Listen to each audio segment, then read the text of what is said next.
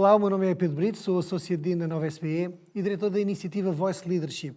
Esta iniciativa pretende apoiar pequenas e médias empresas a tornarem-se mais competitivas através da aquisição de conhecimento e promovendo também o acesso a uma rede de contactos relevantes para apoiar o seu crescimento. Para além do programa formativo presencial, a iniciativa conta também com conteúdos complementares online que pretendem explorar temas mais específicos do interesse das PMEs.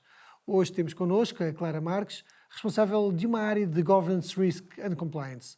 Com uma vasta experiência em consultoria e otimizações processuais, a Clara, assim como as empresas que têm ajudado, também soube transformar-se e adaptar-se para abraçar o desafio da cibersegurança e da transformação digital.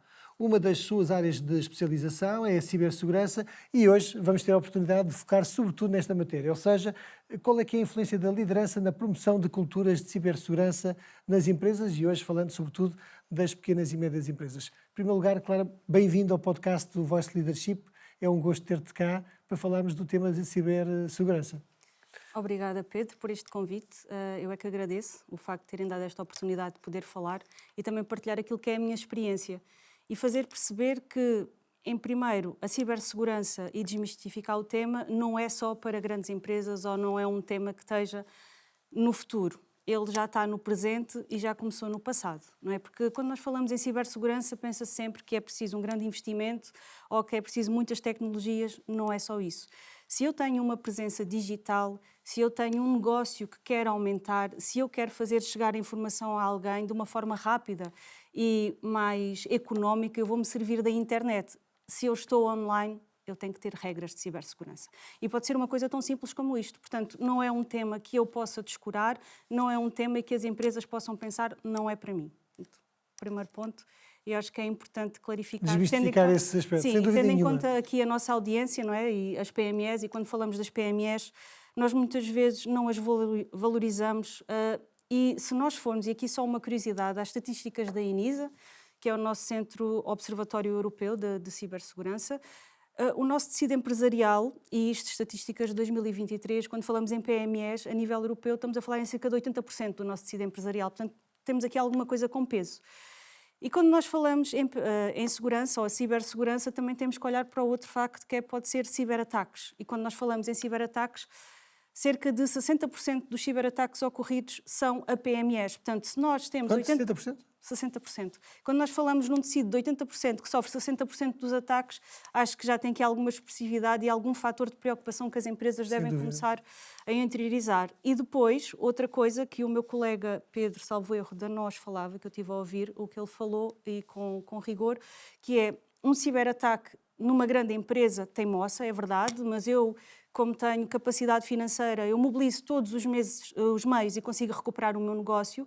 Numa PME já não é bem assim, ou eu tenho tudo muito bem pensado, ou eu já não consigo reestruturar. E isto pode ser a diferença entre continuar o meu negócio ou fechar as portas. Claro, vamos trocar aqui por miúdos o que é um ciberataque, o que é que pode representar um ciberataque na prática, o que é que significa cibersegurança e que implicações é que isto pode ter para o negócio da empresa, tal como tu acabaste de explicar, não é? Não recuperar o quê?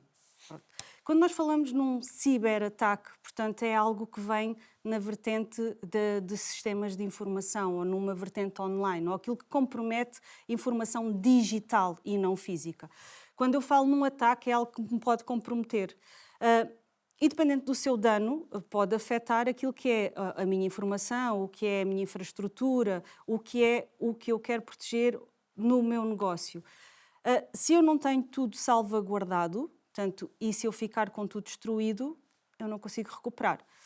Se nós passarmos para a parte, e se calhar é mais fácil explicar numa parte física e não tão digital.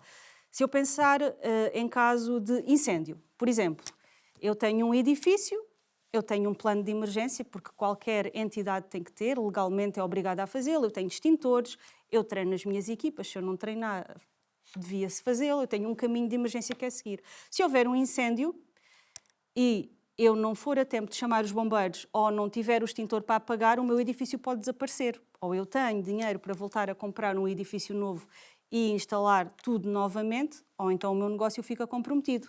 Se nós passarmos agora este exemplo aqui para o mundo digital ou para o mundo dos ciberataques, se eu tiver sistemas de informação, se eu tiver uma infraestrutura, não é, que por algum acaso fica comprometida, se eu não tiver forma de a recuperar, se eu não tiver um segundo plano, se eu não tiver backup, se eu não tiver cópias de segurança, o meu negócio pode ficar comprometido para sempre. Então, e como é que uma empresa como uma PME, vamos imaginar que eu tenho uma PME, e como é que eu posso avaliar se já estou ou não estou preparado para lidar com ciberataques? Qual é que é a primeira coisa que eu poderia fazer para encetar este caminho de preparação? Pronto.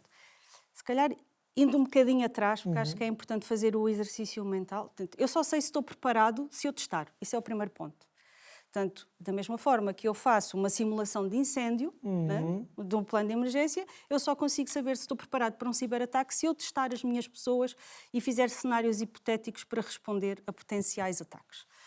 Mas para eu fazer isso eu tenho que estar num estado de maturidade superior e nós sabemos que muitas vezes nós não estamos nesse estado de maturidade, não atingimos esse estado de graça, temos que nos avaliar, temos que fazer a nossa avaliação da maturidade de cibersegurança. Portanto, e ainda aqui neste passo mais atrás, que não é a minha área de especialidade, mas é aquilo que eu tenho passado muitas horas do meu tempo, quer a estudar, quer a ajudar outras organizações a fazer.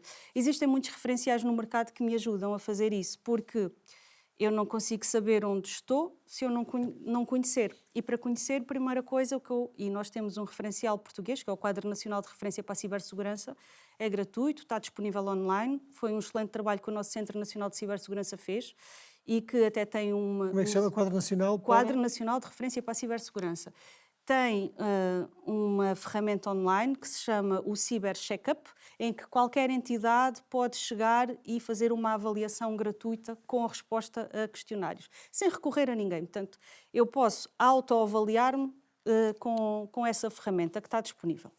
Portanto, e estas avaliações de maturidade são importantes porquê? Primeiro, porque elas partem sempre de uma base que é identificar. Eu primeiro tenho que conhecer, tenho que saber quais são os meus ativos, e quando eu falo em ativos são sistemas de informação, são pessoas, são documentos, tudo aquilo que é a base do meu negócio. Depois de identificar e saber quais são os meus ativos, eu tenho que saber, tenho processos, tenho pessoas para os operar, tenho tecnologias, estão documentadas, conheço todo o meu ecossistema. Se eu conhecer, portanto, já estou no primeiro ponto. Eu sei o que é que tenho dentro de casa. Se eu fizer um paralelismo para aquilo que nós temos na nossa casa e uma coisa tão simples que é uma gestão de uma despensa, eu só consigo fazer refeições se eu souber que tenho lá os ingredientes, não é? Portanto, eu tenho que identificar exatamente quais são os ingredientes para fazer a minha receita. Portanto, e ainda aqui exemplos também práticos para as pessoas perceberem que isto não é tão difícil assim. Depois de identificar e saber o que é mais importante para mim, eu tenho que saber o que é que vou proteger. E aí entra no ramo das minhas medidas de proteção. E aqui começa nas decisões de investimento ou não investimento, quanto é que custa, o que é que vai ser primeiro. Portanto, eu defini o que é que quero proteger, portanto, eu depois vou monitorizar, vou perceber se aquilo que eu defini para proteger o que identifiquei está correto ou não. Depois, essa monitorização deve ser constante, contínua, e ao ser isso eu tenho que detectar se existem anomalias, e aí entra já no domínio se é um ciberataque, se é um comportamento anómalo ou não. No final, se materializar, eu tenho que conseguir recuperar, que é esta parte que as organizações nunca querem chegar e nós esperemos que nenhuma chegue, porque o recuperar ou não recuperar depende se o meu negócio continua ou não.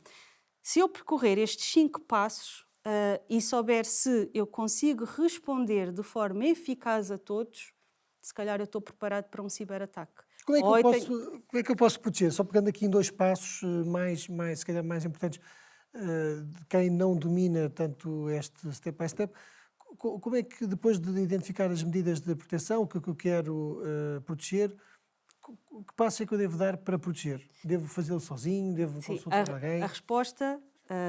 Pronto, não é ideal, mas é o depende. Depende, não é? Porque cada caso é um caso. Quando nós olhamos, e muitas vezes o que desmotiva as pessoas nestas vertentes mais dos processos ou das áreas das compliance, ou nesta vertente da cibersegurança, é pensar que isto é tudo muito complicado, não é? Portanto, e eu quando faço isso, eu tenho que perceber o que é o meu negócio, o que é o meu core, e depois ajustar. Portanto, eu olho e se calhar se eu não conseguir fazer sozinho, é sempre bom pedir ajuda. Existem empresas de consultoria especializadas e também há entidades no mercado que ajudam. Portanto, nós temos o nosso Centro Nacional de Cibersegurança que disponibiliza as ferramentas gratuitas, não é? Que eu tenho online, eu posso ver, e tenho empresas que depois podem me ajudar nesse suporte. Mas o meu primeiro conselho seria sempre, se eu não sei, peço ajuda. E depois de pedir ajuda, não é? De saber como é que é a avaliação, vejo qual é o caminho que eu quero percorrer, porque quem sabe o que quer proteger e para onde é que vai é o dono da empresa, sempre. Investimento. Eu acho que é sempre uma pergunta que as pessoas fazem. Epá, este tema da cibersegurança deve ser caríssimo, isto está dimensionado para grandes empresas, já desmistificaste essa parte, Clara, mas o que é que tu dirias que é um investimento razoável para quem está a começar esta jornada? Para além do depende. Eu não consigo quantificar, ou seja, eu não posso materializar num valor efetivo de quanto é que custa fazer uma cibersegurança, porque dependendo do tipo de negócio, por exemplo, eu sou uma pequena startup, sou uma empresa tecnológica, estou a começar a desenvolver, quero expandir. Portanto, as minhas pessoas, eu tenho um edifício desmaterializado e o meu único ativo são os computadores dos meus colaboradores, não é? Portanto, aquilo que eu quero proteger é a informação que está lá dentro. Políticas de segurança associadas aos laptops. É tão básico quanto isso. Qualquer Office 365, com as corretas políticas, uma firewall, um antivírus, uma VPN, e está protegido. Quanto é que custa? Não sei. Depende do número de ativos envolvidos, não é? Portanto, isto é um exemplo concreto. Eu tenho uma pequena fábrica, não é? E as minhas fábricas têm máquinas automáticas. Entramos no domínio das OTs, das máquinas que operam sozinhas e que são controladas. Já falo num investimento maior, não é? Porque aquilo que eu quero proteger é as patentes ou a informação do produto que eu desenvolvo que estão dentro dessas máquinas. E aí, se calhar, já falo numa coisa que custa mais. Já são outras tecnologias, mas, mais uma vez, controles de segurança, regras, backup dessa informação, ver se estão numa rede segregada, se tenho uma rede dedicada, se tenho backups. Portanto, já estamos a falar de uma arquitetura de segurança maior. Eu tenho que sempre avaliar o tipo de negócio para depois dizer qual é que é o investimento que quero fazer. E existem muitas ferramentas open source, portanto, ferramentas gratuitas, cujo licenciamento, se for até 10, 15 utilizadores, não se paga por isso, eu posso começar por aí, não é? E depois, quando eu começo a ter um perímetro maior, tem que ter mais utilizadores, tem que ter mais licenciamento e começo a pagar. E daí a diferença de a cibersegurança, sim, é um custo enorme para grandes empresas, se calhar para pequenas empresas não representa tanto assim na sua faturação. Muito bem. E diz-me uma coisa, isto exige que de alguma forma as lideranças consigam incutir uma cultura mais orientada para a cibersegurança, para comportamentos que protejam os dados e os ativos das empresas. Sim, há sempre o chavão que é, o exemplo tem que vir de cima e é um facto, porque se a liderança não estiver embebida nesta cultura, a cibersegurança não vai ser promovida dentro da organização. Mas também há outra coisa que nós temos que ver, que é a segurança é uma responsabilidade partilhada. Eu posso ter os sistemas mais seguros do mundo, mas se o meu colaborador for o primeiro a violar, vai falhar, não é?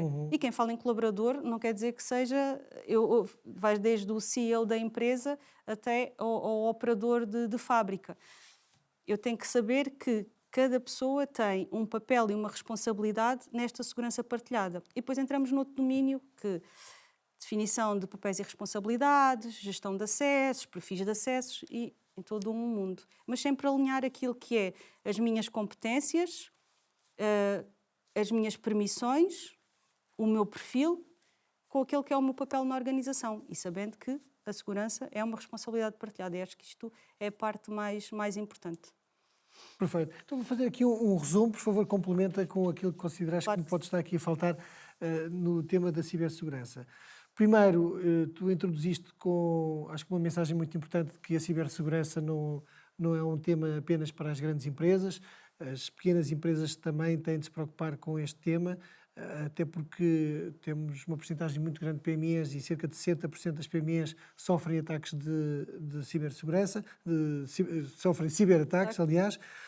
Sobre os ciberataques, estamos a falar de tudo o que possa comprometer os dados digitais de uma organização, da sua infraestrutura, e quando não temos tudo salvaguardado, naturalmente que eu posso perder esta informação e não conseguir recuperar. Fiz esta analogia com um edifício, um incêndio, que me parece bastante ilustrativo, De facto, quando eu penso de uma forma mais prática, se eu perder os dados do meu cliente, o meu core são todas as transações que eu tenho com o cliente e eu perco toda essa informação, de repente pode colocar em causa todo o modelo de negócio que eu tenho e se eu não tiver backup, posso perder por completo todo o trabalho que foi desenvolvido. Sobre os passos a dar no que diz respeito à cibersegurança, eu comecei logo por te perguntar sobre a questão da importância de avaliar o nível de maturidade, qual é que é o meu estado, e tu disseste, espera, mas antes ainda existe um primeiro passo que é testar, não é? Por isso é que é tão importante fazer os simulacros de incêndios, voltando à analogia do edifício em risco, e depois sim, avaliar o nível de maturidade de cibersegurança, e aqui existe um referencial que é o Quadro Nacional de Referência para a Cibersegurança, onde tem o Cyber Checkup, era isto, não era? Sim. Que é disponibilizado gratuitamente e que as pessoas podem fazer através de um questionário uma avaliação sobre diferentes dimensões.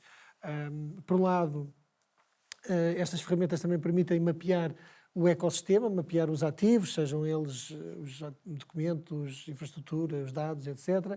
Também compreender os processos, as pessoas que estão envolvidas têm ou não têm as competências adequadas. Na prática, o tal ecossistema que tinhas dito, voltando à analogia, saber o que é que eu tenho dentro de casa ou dentro da despensa, tal como tinhas referido, para depois, tendo em consideração aquilo que eu tenho dentro de casa, o que é mais importante? Não é? Isto é aquelas perguntas que costuma dizer. Se a tua casa se incendiasse, quais são as 3 coisas que tu levavas contigo? Estava-me a lembrar quando tu estavas a falar disso, foi a expressão que me recordei. E, de facto, de tudo aquilo que nós temos, de ativos, o que é mais importante salvaguardar? E depende, como tu disseste, depende muito do negócio.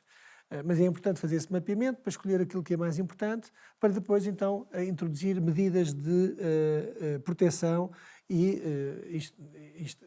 implementar essas proteções que na prática podem ser feitas de formas muito diferentes. Pode-se pedir ajuda a uma empresa especializada nessa matéria, que existem muitas no mercado. Também contar com o Centro Nacional de Cibersegurança, que disponibiliza cada vez mais informação sobre como encetar estes processos. E depois ir testando potenciais anomalias para garantir que são feitas medidas corretivas e recuperar se necessário, para garantir que temos as condições para fazer essa recuperação. Finalmente, falámos também daqui do tema do investimento, que depende muito da dimensão dos ativos, do que é que se pretende proteger, da sua complexidade, dimensão, níveis de arquitetura de segurança. E existem soluções que podem ser open source mais gratuitas até algumas mais complexas. Pensando numa perspectiva mais de cultura de cibersegurança numa organização, porque isto não pode ser apenas do departamento do IT ou da carolice de uma pessoa, se estivermos a falar de pequenas empresas, a segurança, eu acho que essa mensagem é muito importante, é uma responsabilidade partilhada, até porque basta uma pessoa para colocar em risco todos os ativos de uma organização e por isso é que existem níveis de responsabilidade, funções com diferentes níveis de permissão dentro de uma organização, precisamente para ir blindando todos os riscos que possam acontecer relativamente a ciberataques. De uma forma geral, foi isso que eu retive. Não sei se queres complementar com mais alguma... Continuando aqui no exemplo dos incêndios, e acho que falando aqui de mais uma coisa que é importante, portanto, nós sabemos que para haver um incêndio tem que haver o triângulo do fogo, não é? O combustível, o comburente e uma fonte de ignição. Quando nós olhamos para as culturas de cibersegurança ou para a maturidade das empresas, nós não podemos descurar pessoas, processos e tecnologias. São assim 3 entidades que nós pensamos que são abstratas, mas não são, não é? Porque as pessoas é sempre o meu bem mais essencial, porque nenhuma organização opera sem pessoas. É aquela primeira coisa que eu quero proteger e é que eu quero formar e que eu quero treinar e que quero trazer a bordo para a minha cultura. Processos. Elas precisam de saber quais são as regras. Se elas não estiverem documentadas, se eu não lhe passar em bom rigor qual é o objetivo, qual é a missão, qual é a estratégia, o que é que elas vão fazer, elas não sabem, ficam perdidas, ficam desalinhadas. E depois tecnologias, não é? Porque se nós queremos alavancar o nosso negócio, nós temos que fazer otimizações. Temos que colocar as pessoas naquilo que elas são boas e dar ferramentas para que elas acelerem os seus trabalhos. Portanto, se eu conseguir colocar este ciclo de melhoria contínua e este triângulo, estas 3 vertentes, funcionar em pleno, acho que tem aí o segredo para a minha organização. Muito obrigado, uma vez mais, Clara, e sobretudo pela analogia que é tão ilustrativa relativamente ao edifício e incêndio e a cibersegurança, e espero ver-te em breve aqui no podcast do Voice Leadership. Porque isto, quem trabalha na cibersegurança sabe que somos sempre bombeiros a apagar fogos. Bem, tu tens aí isso preparadinho em termos de analogia. Muitíssimo obrigado, foi um prazer. Obrigada, Pedro, sim.